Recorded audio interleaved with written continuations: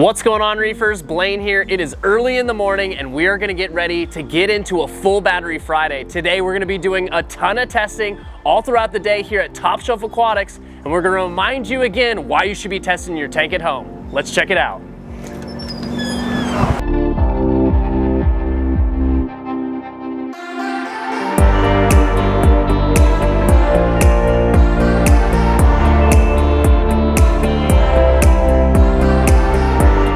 I know it's hard for you guys to see me and Evan. Look at that, lights are on, amazing.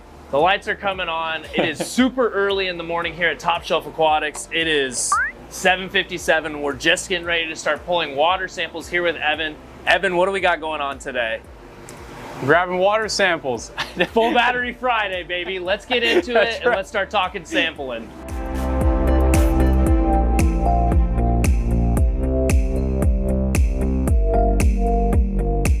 Okay, so Evan, obviously we have a lot of tanks here in the farm. Out of all the samples we're grabbing, there's so many tanks in here. How many samples do we grab on a single full battery Friday? All together, I think it's a solid 33.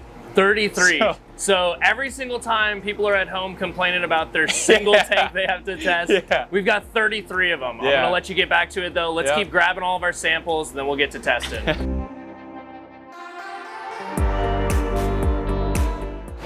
So Evan, I've seen you do it a couple times now. You're swishing out the cup every single time. Can you explain that to everyone that's watching? The biggest thing would be contaminants. So that could be just anything from these cups sitting out on the shelf all day to a little bit of salt water left over. You get a little bit of salt creep inside the cup. You grab a water sample. You know, it could throw off your salinity, alkalinity, anything. Gotcha. So basically just washing it out, getting it nice and fresh for that new sample. Yeah, you want to keep them clean. And Corey was just saying too, these just got bleached yesterday. Nice. So perfect. How often do you guys bleach those cups? Every month. Every month often, or so? Often, yeah. You know, the second we start seeing a little bit of discoloration, throw them right in bleach. Gotcha. So Evan, obviously we have a ton of reef tanks here in the farm, but we also have a nice selection of some quarantined fish and quarantined tanks. We obviously need to test the quarantine tanks too, right? So what are we testing when it comes to these systems? So every day we run copper. You know, whether it's a little high or a little low, we're always testing it and we're always making sure we keep it above therapeutic. So right now these guys are sitting at a solid 2.6. The other fish system over there, we just added some brand new fish to them. We're slowly bringing the copper up, but same thing, every single day we're testing it. You made a great point. I think most people forget this when it comes to copper. I think it's super essential that, you know, that's a test that you are not skipping at all. Yeah, no. Especially if you're trying to get them to the copper levels that are therapeutic. The last thing you want to do is either be underneath that therapeutic level and you're not really getting an actual quarantine done, or B, if you're going way over, you know, you're definitely, you know, harming the fish. Yeah. For sure. Well, nice. So cool to see that we obviously have quarantine fish setups too here in the farm. So copper's on the list as well.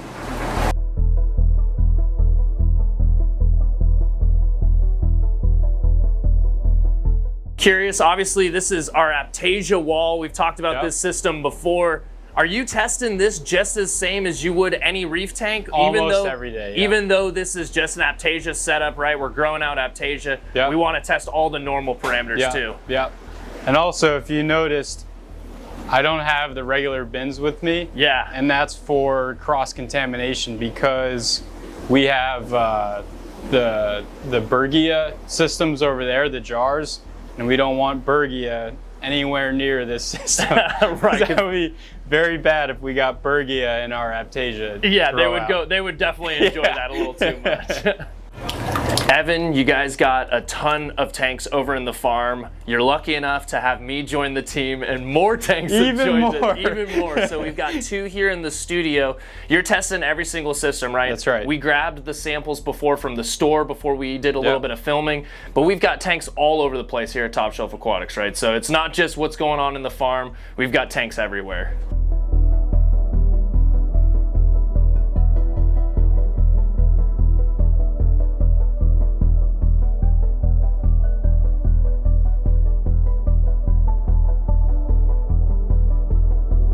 All right, Evan, we've collected all the samples. You can see them all lined up next to you. There are a lot of samples we're gonna go through. We've said it a couple times now as we're grabbing samples, full battery Friday. I love hearing you guys talk about it here in the farm. It cracks me up every time. Can you explain to everyone what's a full battery Friday here at Top Shelf? So on every Friday and Tuesday, we collect all the water samples. We get if it has water and coral in it, it's gonna get tested. And that happens so every Tuesday and Friday. So today's Friday. You know, we get all the water samples, then we run through all the systems and do alkalinity, calcium, magnesium, phosphate, nitrate, salinity. Okay, so everything. So you just mentioned it. We test every single parameter possible. And then on top of it, like we said too, if it's a quarantine system, we're testing for copper as well. Yeah. So we are testing for a lot of parameters here. We talked a little bit about it offline. I know a lot of times some people will think testing can take so much time, right? Yeah. I think this is an awesome example of us showcasing, testing is gonna take some time, but you gotta do it to be able to maintain and make sure your tanks are nice and happy. We did say too offline, what were maybe 2 of the parameters, right? Sometimes people don't have a bunch of time in their day to test. What would be maybe 2 tests or 3 tests that you would focus on to kind of check your parameters and see how your tank's, doing and working?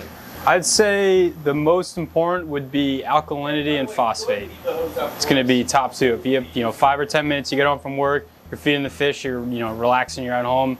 If you say, I got 5 minutes, I want to test some water, I'd say alkalinity and phosphate, without a doubt.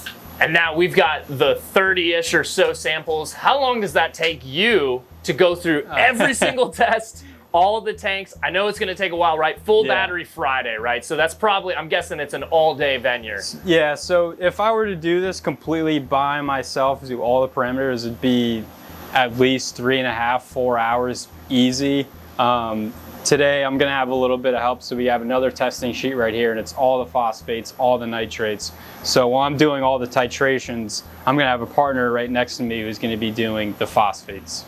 As we've said it before, the titration station. We are basically an ICP test in the form of a couple of humans. We've got Corey, the farm manager. We've got Megan. We've got so many other people that I see jump in on this and help you out. Obviously, it's nice to have multiple eyes on it too, right? I think that's also a good addition.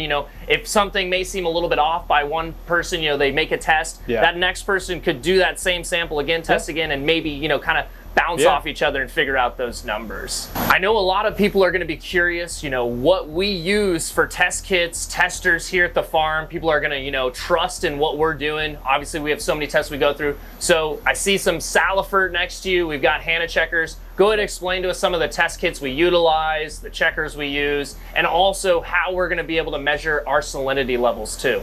So for calcium, alkalinity, magnesium, we're running all Salifert across the board.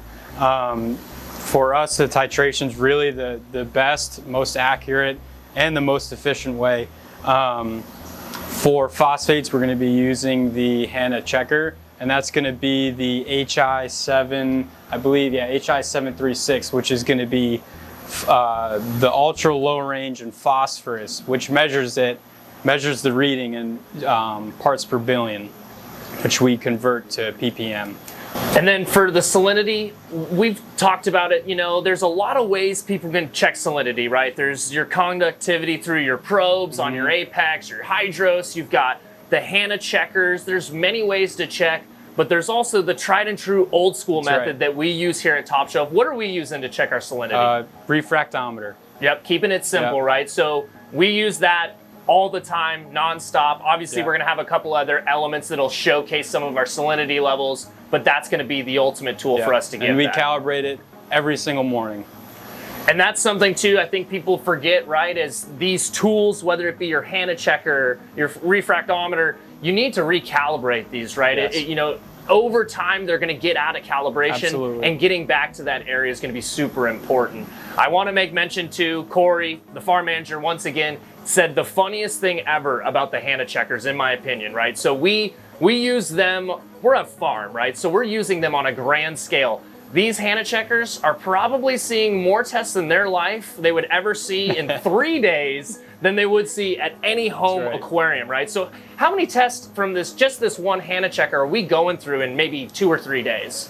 So in a full week, it's going to be a full battery, which is around 30 tests. We do that twice. So we're already at 60. We're already at 60. That's only 2 days of the 7 days of the week.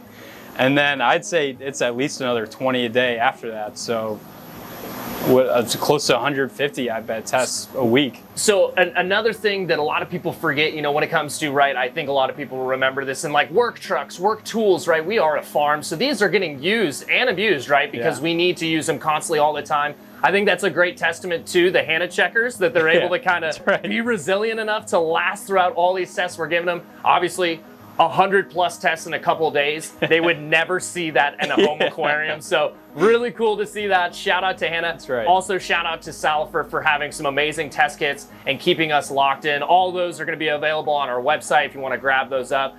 But Evan, do you have any other final thoughts before I let you dive into this? I'm going to get to it as soon as I can. Right, I know I've been holding you up, so I'm going to let you get to it. I want to say thank you again for, you know, jumping in on this with us. We'll check in with you throughout the day and see how it's going.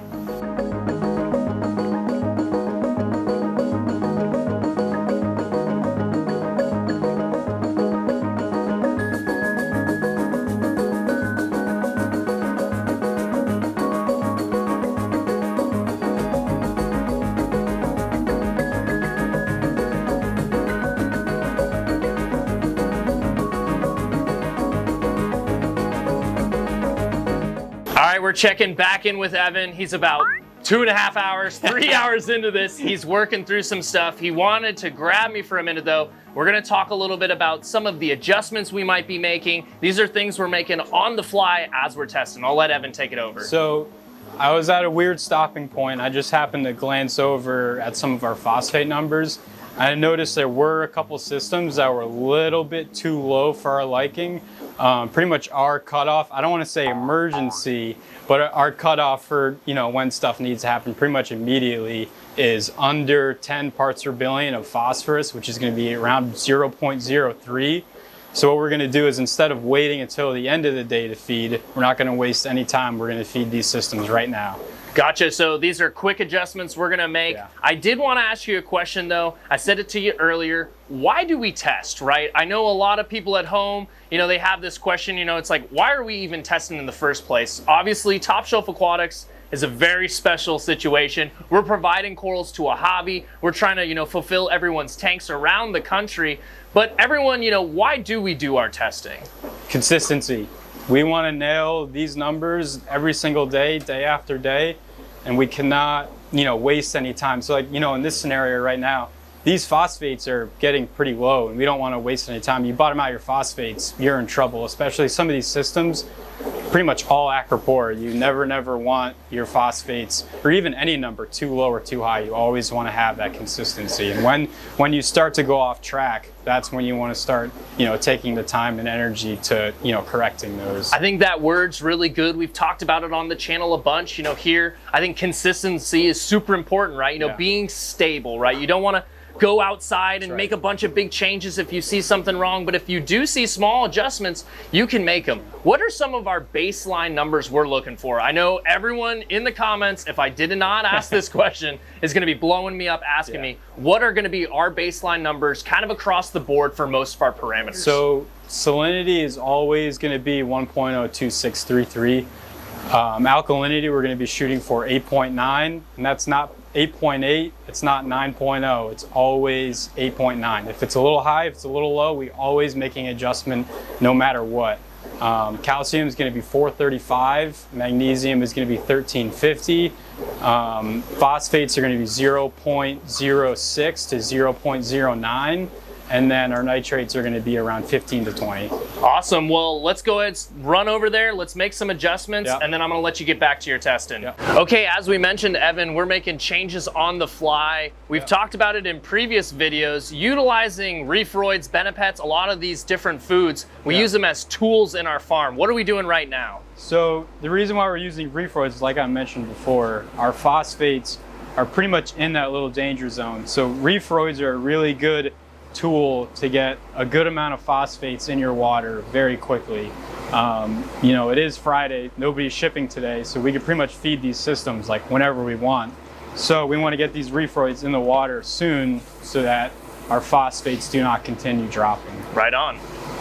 So obviously we were over in the farm, we just utilized Reefroids, we clouded up the water big time. What are we using over in the store now? So same thing with this system right here. The phosphates were pretty close to that danger zone. So what we're gonna do is we're gonna get those phosphates elevated quickly, but since we can't use Reefroids, the store is gonna open soon, like 10 or 15 minutes. So we can't, really cloud up the waters feeding all this food. But what we can do is give ourselves a little bump in phosphate with just some straight up activate. So I'm gonna go ahead and add a couple milliliters of this just to get us out of that danger zone.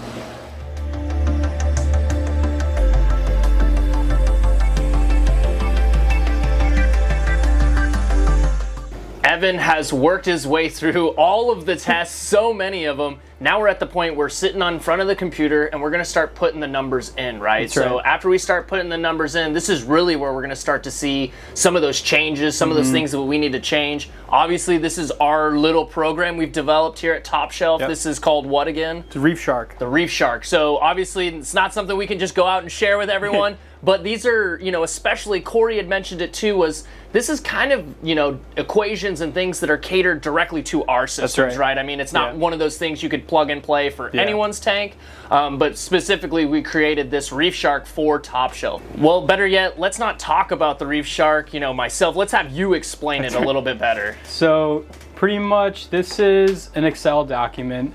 Each tab at the bottom is its own separate system. And then from there you have this whole page. So I guess if you wanted to see how much we actually test here, I was just talking with Blaine, and it looks like pretty much every day this system got its phosphates tested. Every single day. Every single day. You can see, so sometimes twice a day too, right? That's right. Yeah.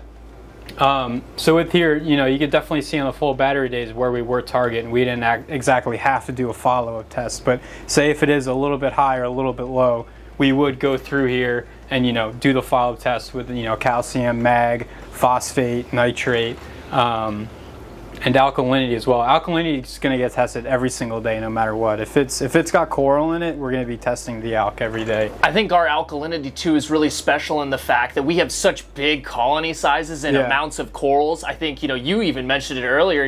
You can have a swing of DKH within an hour or so. It happens so fast here. Whereas for most tanks at home, it might be over the course of 1 or 2 days you might see a change, but here it's in the matter of hours. Yeah, like some of your tanks at home, some people get it's 0.3 DKH, a day, 0.5, but here we could turn our dosers off. Like say, for example, our alkalinity is like half a DKH over target.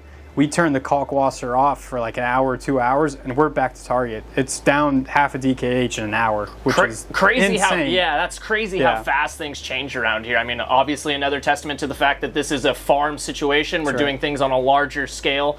Saw you mention some things about some of the phosphates. We talked about it earlier about how we were adding phosphates into some of the tanks. Yep. You mentioned you saw a tank that was a little high. So what are we going to do to kind of go against that counteractively? 0.12 is going to be our cutoff for no PM. So all these systems get fed every single morning. It's pretty much guaranteed the fish are going to get fed.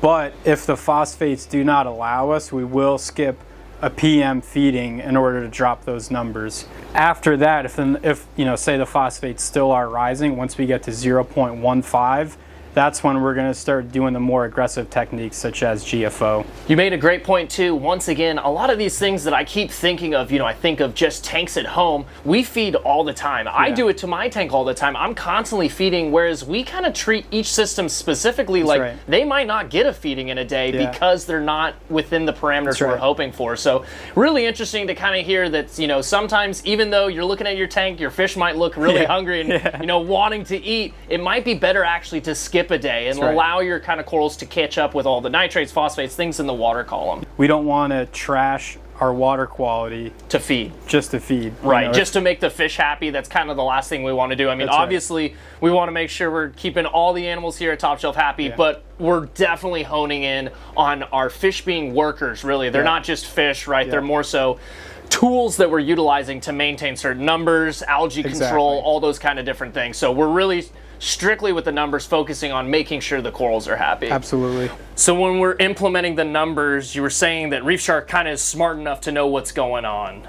That's right. So it does have its own program. So, we do have our own set of targets, but all of the additives are going to change with system volume. So with those system volumes in mind, Reef Shark will do that calculation. Like say our magnesium is 20 ppm under target. Reef Shark will do that calculation of the 2-part additive per the water to hit that target. Gotcha. Per that specific water volume. Yeah. Evan, we're at the point you've put every single number in. I've watched you. You're typing away, getting everything into the system. Now what are we going to do to start making our small adjustments? You said you're even able to basically make a lot of these changes staying right here in the office space. Yeah, so pretty much we spent all that time testing. We put in all that information, and now it's time to actually use these numbers. So let's say for example, the system I'm looking at right now, the calcium was a little bit low this morning. So on top of a manual adjustment, it's just us dumping in 2-part to get a little bit of a bump. But we are also going to turn up our dosers. So let's see, I could hop into magnesium. That one was a little low this morning. It was sitting at around 1300. Our target's going to be 1350. So we're going to do a 5 to 10% increase. So pretty much from Apex, you just hop in here, modify the interval, and then from 85, let's say I'm going to go to 90. I'll just add 5 milliliters, boom, and then it's sent. So I made that adjustment. And then tomorrow, I'm going to go through, I'm going to double check that adjustment as well. Right, so obviously after you make an adjustment, super important to go back and make sure that that adjustment was exactly what you needed. Maybe you might need a little bit more, maybe a little less, or you were right on the money. So obviously good to go back, kind of double check and hit on those points. Before we wrap things up here in front of the computer, I wanted to open up a can of worms. pH is one of those parameters, things that we think about a lot here at the farm. It's something that's talked a lot about in this hobby. Let's talk just a little bit about pH, how we kind of work with it here at the farm. We have a lot to combat, whether it be huge amount of CO2 emissions that are in the air, whether it be the amount of corals that we have, trying to maintain that number. Let's just get into pH a little bit. So majority of these systems, they all start out, with a backbone of kalkwasser for alkalinity and even a little bit of calcium. We do also utilize the straight up 2-part alkalinity. If say we reach our evaporation with kalkwasser, we could go ahead and add alkalinity on top of that. And if we want to get a little more pH boost, we will use a blend of hydroxides as well. And then we have our refugiums too, which are kind of helping with that too. A lot of the ones that we see here in the farm are running that reverse light cycle. So at night they're up and running, whereas all the tanks are kind of shut off. When we're looking at some of the pH numbers of some of our systems here, I know we're maybe transitioning some of them off kalkwasser. We have a bunch of them on kalkwasser. Even some of them are soaking up, it's going to sound crazy here on the video, but 18 gallons worth of kalkwasser in a day. What are we doing to make these small adjustments on pH, and how do we look into it on our Apex? So what we're going to do is, this is going to be the dosing intervals for one of our systems. This one right here, it's 10 gallons a day, which isn't the most, but it's definitely a lot. Right, in comparison to what most people are dripping, it's a lot. But my point is that, this morning the alkalinity was 8.45, while our target is 9. We're going to want to do an increase, but we're going to be doing a very, very small increase. So, this system gets, 10 gallons a day. We're only going to add 250 milliliters to the dosing schedule throughout the day. However, there are 3 separate dosing intervals. So 3 separate dosing intervals for your kalkwasser, right? Yeah, and that's going to be split up throughout the day. So it's midnight to 8 a.m., 8 a.m. to 8 p.m., and then 8 p.m. to midnight, and then it starts all over again. And we're doing our biggest amount dosing during the night period, and then it kind of scales down from there, correct? Yeah, so once the light turns on, we'll go ahead and use an interval. We're not dosing as much kalkwasser. We want to dose the most amount of kalkwasser during the nighttime in order to buffer that pH. Right, that's the biggest thing, right? That nighttime, a lot of reefers will see there's that huge dip in your pH at nighttime. So kalkwasser, opposite schedule of a refugium, that's a really great way to kind of counteract that, do a little bump up to try and maintain those pH numbers. Exactly. Well, I'm going to let you start getting into your changes and all those things. and we'll probably end up circling back here again soon once we get into maybe some of the manual changes and shifting, and then maybe some of the PM feedings. Yeah.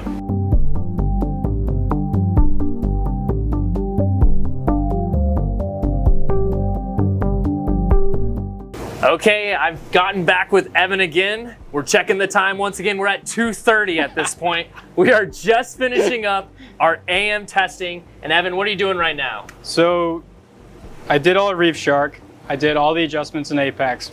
And now, if anything was low, I'm going to be going ahead and going through, and I'm going to be adding smaller manual adjustments just to give us that little bit of an edge to get closer to target. Like we mentioned before, you know, small adjustments is going to be the best thing possible for your reef tanks at home. You don't want to make these huge changes, right? If you make giant changes, there could be way too much that's going to shift over that course of that huge change. So minor adjustments here and there is definitely going to be the best thing possible. Yeah. I know you got some more testing to do, right? Because we just talked about it earlier in the video. He has PM testing to finish as well.